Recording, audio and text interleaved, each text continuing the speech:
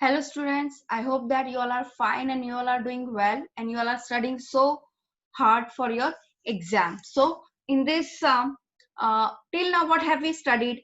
Weighted average method सीखा है, FIFO method सीखा है, उसमें return, loss, everything we have studied. और shortage of weighted average method भी हमने सीख चुके हैं. बट यहाँ पर थोड़ा एक अलग तरीके से क्वेश्चन फ्रेम किया है, इसलिए ये सब मैं आप लोगों को इंट्रोड्यूस करा रही हूँ. ये सब में थोड़ा सा फ्रेमिंग अलग है क्वेश्चन का, ठीक है. मीनिंग वही है बट डायरेक्टली नहीं दिया गया है, इनडायरेक्टली दिया हुआ, ठीक है. तो ये हेडिंग ध्यान देना, shortage of weighted average method, और इस सब को हमें सिर्फ वेटेड एवरेज मेथड से ही सॉल्व करना होगा. ओके, डेट दिया है, रिसिप्ट दिया है और इशू दिया है. रिसिप्ट के सब दिए हुए हैं, क्वांटिटी, रेट और अमाउंट. इशू का सिर्फ क्वांटिटी दिया हुआ है, ठीक है. यहाँ पर डेट पे ध्यान देना कि जनवरी और फेब्रुवरी है, ठीक है. तो जनवरी का सब एक साथ प्रॉपरली दिया और फरवरी का सब डेट एक साथ दिया हुआ है, ठीक है. ओपनिंग स्टॉक एज ऑन 1 जनवरी, याद रखना सबसे पहले हमें स्टार्टिंग ओपनिंग स्टॉक से करना होगा. was 20,000 units valued at rupees 40,000. Closing stock as per the physical verification on 28th of February was 6,950. Student ये जो लाइन है इसका मीनिंग तुम अब नहीं समझोगे, जब तुम सम का एंडिंग आएगा ना then we have to compare it. अभी इसका कोई यूज नहीं है. जब सम का एंडिंग आ जाएगा तो उसके एंड पे हमें सम के हिसाब से क्या क्लोजिंग स्टॉक आया और इसमें क्या क्लोजिंग स्टॉक है, दोनों का कंपैरिजन करना होगा, ठीक है. और उसका मैं तुम्हें समझा दूंगी अच्छी तरीके से वो, ठीक है. Complete the account of material and work out of the value of the closing stock as on 28th of February on the basis of weighted average method. इस सम को हमें वेटेड एवरेज मेथड से करना है, ठीक है. Solution, you all know the how to make the columns, ठीक है. 1st of January को what do we have is opening stock. Opening stock कितना था, 20,000 यूनिट और अमाउंट था 40,000. तो 40,000 डिवाइडेड बाय 20,000, रेट आ गया 2 रुपीज, ठीक है. ये हमने कैलकुलेट किया.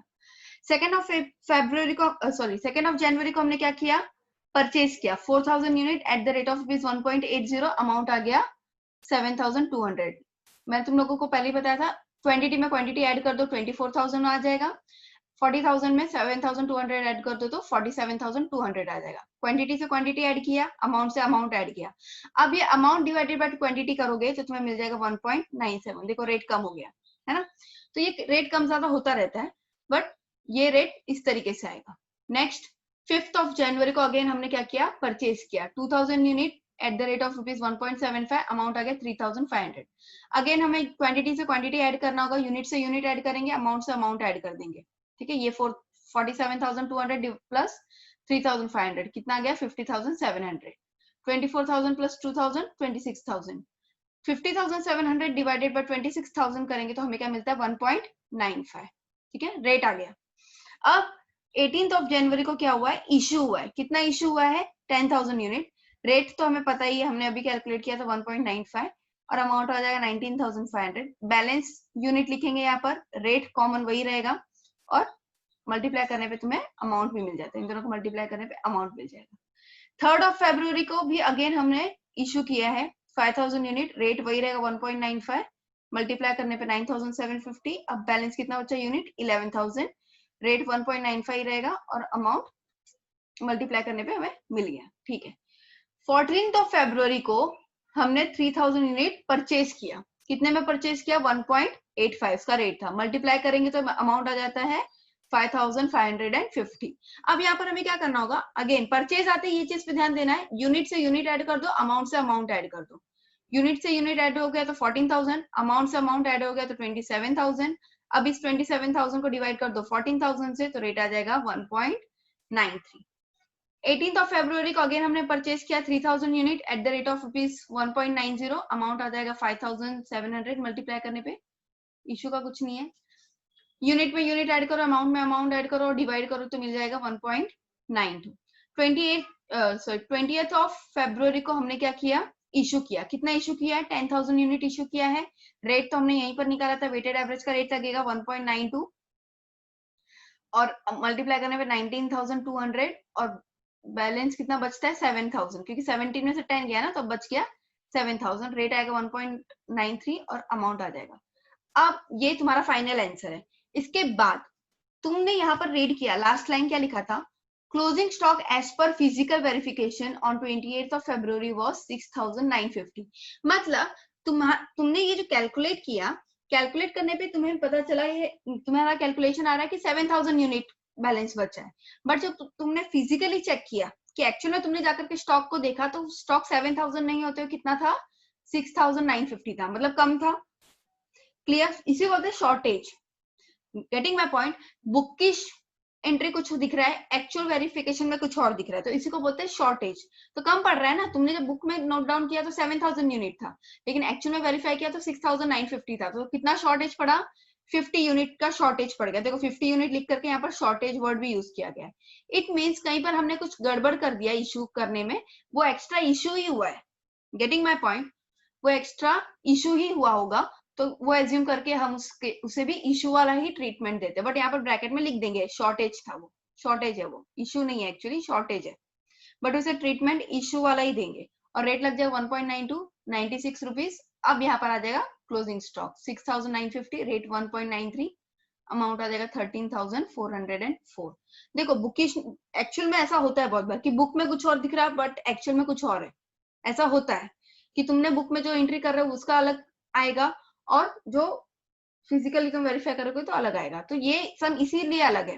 Getting my point. अब तक हमने क्या सीखा था कि जहां पर शॉर्टेज वर्ड दिखा तो वहां पर हमें क्या करना होगा, इशू करना होगा, बट यहाँ पर शॉर्टेज वर्ड नहीं यूज किया गया, यहाँ पर तुम्हें डायरेक्टली क्लोजिंग स्टॉक बता दिया गया। तो तुमने जो क्लोजिंग स्टॉक कैलकुलेट किया और जो उनके हिसाब से आ रहा है, दोनों में फर्क है ना। तुम बोल रहे हो 7000 है, बट वो लोग बोल रहे कि नहीं, एक्चुअल में देखा जाए तो 6950 है, तो जो 50 कम पड़ा उसको हम क्या करेंगे, इशू कर देंगे। ठीक है, यहाँ पर देखो स्टार मार्क के लिखा भी, closing stock is already given. ठीक है, सो यही इस सब में एक थोड़ा अलग पार्ट था, दैट्स इट, और कुछ नहीं। ठीक है, आई hope that you all understood it very well. कुछ नहीं है, बस कंपैरिजन होता है दोनों अमाउंट के बीच में, और कुछ नहीं है। ठीक है, नेक्स्ट फीफो, डैमेज्ड यूनिट्स की कोई यूनिट जब डैमेज हो जाता है तो उसे क्या ट्रीटमेंट देना है फीफो में। फ्रॉम द फॉलोइंग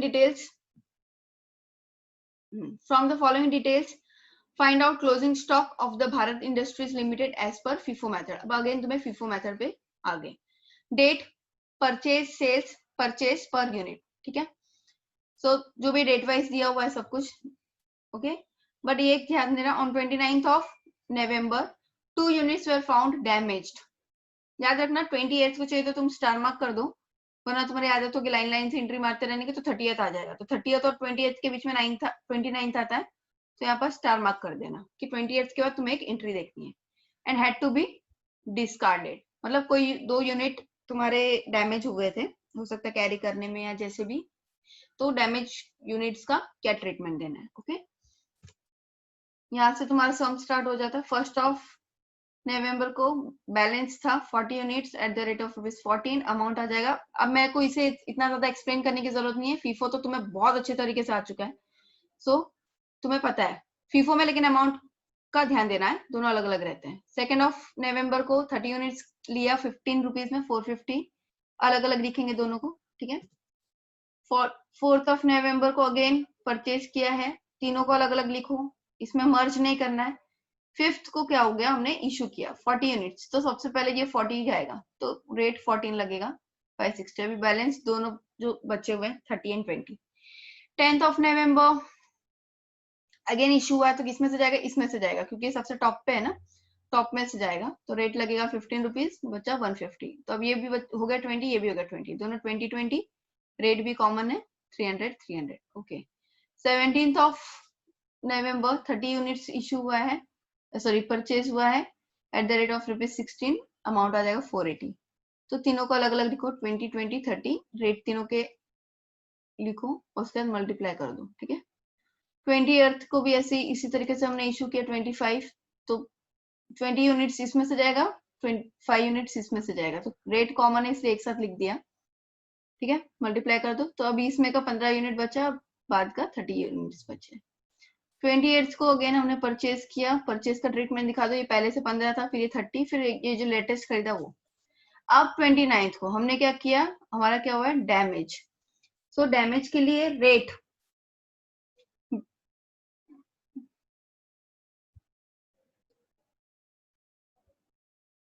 डैमेज के लिए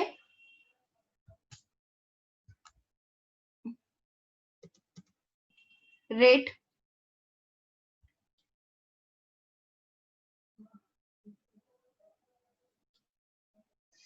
सबसे पहले वाले यूनिट का रेट ले लिया फीफो की तरह। जैसे फीफो में अगर सपोज तुम्हें दो इशू करना होता, सपोज एज्यूम कर लो कि तुम्हें 2 यूनिट इशू करना है, तो तुम सबसे पहले 15 रुपए वाला इशू करोगे ना। Getting my point? तो इसे यहीं पर यहाँ पर ये लिखा है, damage unit are treated as an issue. इसे इशू वाला ही ट्रीटमेंट दो, ठीक है, क्योंकि हमें नहीं पता है, हमसे क्लियरली बोला ही नहीं गया कि कौन सा वाला यूनिट है, ये 15 रुपीज वाला यूनिट है कि 16 वाला यूनिट है कि 13 वाला है। तो हम इसे ट्रीटमेंट कौन सा देंगे, इशू वाला ही ट्रीटमेंट दे देंगे। You have to assume it from your side, इसलिए देखो नोट लिखा है। अगर एग्जाम में इस तरीके का सम आता है और तुमने ऐसा किया, तो तुम्हें भी ये नोट लिखना होगा कि damage units are treated as an issue and recorded and valued accordingly. ये तुम्हें नोट लिखना होगा, तभी एग्जामिनर को पता चलेगा कि तुमने किस बेसिस पे कैलकुलेट किया है। अगर यही वेटेड एवरेज होता तो टेंशन ही नहीं था, क्योंकि वेटेड एवरेज का तो एक ही कॉमन रेट होता है। बट यहाँ पर अलग अलग यूनिट्स है, तो तुम एज्यूम कर लेना इश्यू वाला ट्रीटमेंट दो, ठीक है। ऐसा एज्यूम कर लो कि अगर ये 2 यूनिट इश्यू करना होता तो तुम इस 15 रुपए में से इश्यू करते, है ना, क्योंकि फीफो है। तो यहाँ पर भी रेट 15 लगेगा और अमाउंट आ जाएगा 30। तो बैलेंस भी अच्छा 13 यूनिट्स, 30 यूनिट्स और 50 यूनिट्स, रेट लगा करके मल्टीप्लाई कर दो। 30 नवंबर को अगेन इश्यू हुआ है 13 यूनिट्स, सॉरी 30 नवंबर को कितना इश्यू करना है, 40 यूनिट्स। तो 40 के लिए सबसे पहले इसमें से 13 यूनिट्स हम ले लेंगे और बैलेंस 27 यहाँ से ले लेंगे। तो 27 गया तो ये बचा 3 यूनिट और ये बचा 50 units.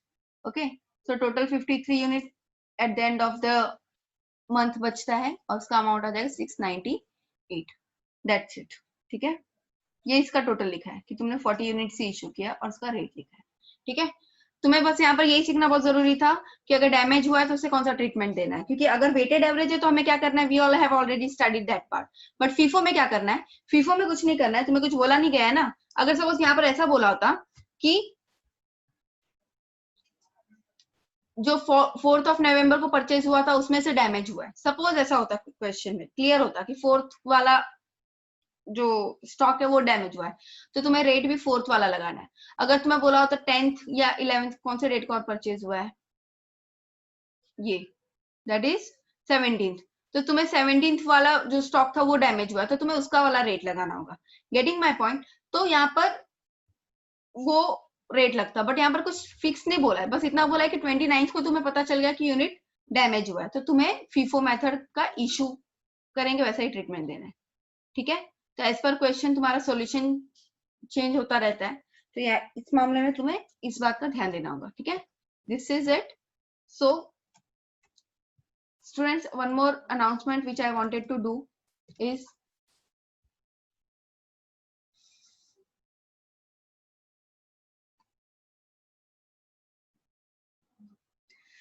I am going to take your test. Don't worry, इतना पैनिक होने की जरूरत नहीं है, क्योंकि टेस्ट मतलब I just want to see कि तुम लोगों की प्रैक्टिस कितनी चल रही है, because it is a one way communication, right. मुझे नहीं पता चल रहा है कि तुम लोग कितना पढ़ रहे हो, तुम्हारा राइट नाउ कितना स्टडी करके हो चुका है। मैं सिर्फ मटेरियल कॉस्टिंग चैप्टर की बात कर रही हूँ, जितना मैंने पढ़ा है, ठीक है। मैं तुमसे पूरा टेस्टिंग नहीं लूंगी, मटेरियल कॉस्टिंग। अब टेस्ट कैसे होगा, लेट मी टेल यू। तुम्हें जो क्वेश्चन दिया जाएगा वो पीडीएफ फॉर्म में दिया जाएगा, ठीक है।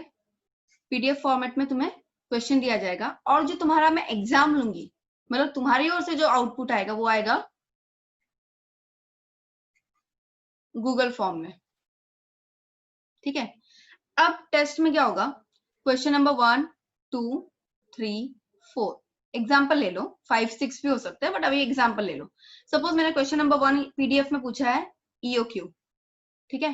तो गूगल फॉर्म का भी क्वेश्चन नंबर 1 ईओक्यू पे ही होगा, ठीक है। क्वेश्चन नंबर 2 मैंने तुमसे पूछा इन्वेंट्री टर्नओवर रेशियो पे, तो क्वेश्चन नंबर 2 भी इन्वेंट्री टर्नओवर रेशियो पे ही होगा। क्वेश्चन नंबर 3 एंड 4 में मोस्ट प्रोबेबली कॉमन एक क्वेश्चन होगा, जिसमें मैं तुमसे FIFO and weighted average method के क्वेश्चंस पूछूंगी, राइट।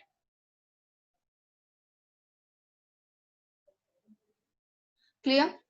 सो यहाँ पर 3rd एंड 4th में भी वेटेड एवरेज और फीफो के ही क्वेश्चन होंगे, सॉरी यहाँ पर आएगा वेटेड एवरेज, और इसका मैं क्या पूछूंगी तुमसे, क्लोजिंग स्टॉक, है ना। अगर तुमने क्लोजिंग स्टॉक राइट निकाला मतलब तुम्हारा आंसर राइट है। As per FIFO and as per ये। तो यहाँ पर क्या होगा, ईओक्यू का सपोज मैंने क्वेश्चन पूछा तो मैं तुम्हें 3 या 4 ऑप्शन दे दूंगी, तो तुम्हें 3-4 ऑप्शन में से जो भी राइट आंसर है वो टिक करना होगा। आईटीआर में भी 3 या 4 ऑप्शन दिए होंगे, तो जो राइट आंसर है वो तुम्हें टिक करना होगा। इसमें भी ऐसे ही होगा, इसमें भी ऐसे होगा। सो यहाँ पर तुम्हारा डिटेल्स में क्या पूछा जाएगा, तुम्हारा नाम, ठीक है, रोल नंबर तो भी आप लोगों के पास नहीं है, तो पूछा जाएगा क्लास एंड डिवीजन, ठीक है, so that I will come to know कि कौन से डिवीजन के कितने बच्चे स्टडी कर रहे हैं, कितनों का कितना पढ़ के हुआ है। So I will have all the records of the students, ठीक है। This is for a practice session, that's it, इतना पैनिक होने की जरूरत नहीं है। एंड आई नो ये चैप्टर बहुत इजी है, आप लोगों को अच्छे तरीके से आता ही होगा, आप लोग तुरंत सॉल्व कर लोगे सम, आई होप, और मुझे पता है तुम लोग पढ़ाई अच्छे से कर रहे हो, लेकिन एक मुझे भी पता चल जाएगा, गेटिंग माई पॉइंट। तो ये तो चीज मैं एज्यूम कर रही हूँ कि तुम पढ़ाई कर रहे हो, but how would I know, how can I be sure? So for that I am taking your practice, और आप लोगों का भी एक प्रैक्टिस हो जाएगा, आप लोगों को खुद को ही पता चलेगा, ठीक है। ये टीवाई है स्टूडेंट्स, ठीक है। टीवाई में पास होना मायने नहीं रखता है, मार्क्स लाना मायने रखता है ना। ऐसे तो एफवाई और एसवाई में भी होता है, बट ठीक है, FY SY you take lightly, but TY में बहुत ज्यादा कॉन्शियसली तुम्हें स्टडी करनी है। मेरा टारगेट है सब आप लोगों को 90 प्लस के हिसाब 90 प्लस लाना है, इस हिसाब से मैं पढ़ा रही हूँ, okay. So I want to see कि आप लोगों का भी स्टडी कहाँ तक चल रहा है। So I hope that you all understood it. तुम्हें क्या करना होगा, अच्छा एक और ट्रिक मैं बताना भूल गई, तुम क्या करना, जैसे पीडीएफ तुम्हें मिल गया ना, तुम सबसे पहले अपने बुक में सॉल्व कर लेना। मैंने बता तो दिया कि मैं पूछूंगी तो क्या पूछूंगी, है ना, ईओक्यू में पूछ के भी क्या पूछूंगी, कितना आया ईओक्यू यूनिट्स में, आईटीआर में भी कितना, वो टाइम्स में रहता है ना कुछ टर्नओवर रेशियो वो, उसके बाद फीफो एंड वेटेड एवरेज। तो ये इसका प्रॉपर कैलकुलेशन तुम अपने पास पहले से रेडी रखना। उसके बाद तुम जैसे गूगल फॉर्म ओपन करोगे तो तुम्हें मिल जाएगा क्वेश्चंस, तो तुम उस क्वेश्चन को अटेम्प्ट कर सकते हो। तुम्हारे पास बुक में सॉल्यूशन है तो सॉल्यूशन के हिसाब से तुम क्वेश्चन अटेम्प्ट कर लेना, ठीक है। तो इसी बहाने तुम्हारा प्रैक्टिस भी एक हो जाएगा और तुम्हें समझ में आएगा कि तुम्हारा स्टडी किस तरीके से चल रहा है, ठीक है। So I hope that you all understood it very well, और आज का लेक्चर भी आप लोगों को अच्छे तरीके से समझ में आ गया होगा, okay. So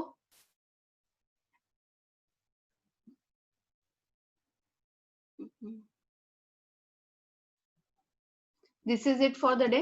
I hope that you all understood everything very well. I have covered this chapter very thoroughly. बहुत ज्यादा इन डेप्थ पढ़ा दिया है और आप लोगों को हर एक कंसेप्ट क्लियर होगा। इससे बाहर तो मुझे नहीं लगता और कुछ है जो रह गया है पढ़ाना, okay. So basis on that तुम लोग प्रैक्टिस करते रहो। May be tomorrow means Friday को या मंडे को, मैक्सिमम मंडे तक तो तुम्हारा टेस्ट होगा ही होगा। सो get ready for that part, practice कर लेना बहुत ज्यादा, फटाफट तुम्हारा प्रैक्टिस होना चाहिए। वेटेड एवरेज फटाफट सॉल्व करना है, क्योंकि तुम्हें भले सम की स्टार्टिंग यहाँ से हो रही है, बट तुम्हारे क्वेश्चन में पूछूंगी यहाँ से कि कितना है क्लोजिंग स्टॉक, तो तुम्हें ये सब तुम्हारा राइट होना जरूरी है, इसमें मिस्टेक नहीं होना चाहिए, है ना। तो इसलिए स्टडी करो अच्छे तरीके से, पेपर अच्छे तरीके से पूछा जाएगा, जो मैंने पढ़ाया मैं वही पूछूंगी, तो आप लोगों का प्रैक्टिस एक हो जाएगा, ठीक है। So I hope that you all understood it very well and prepare well for your test. Okay. Thank you so much. Take care.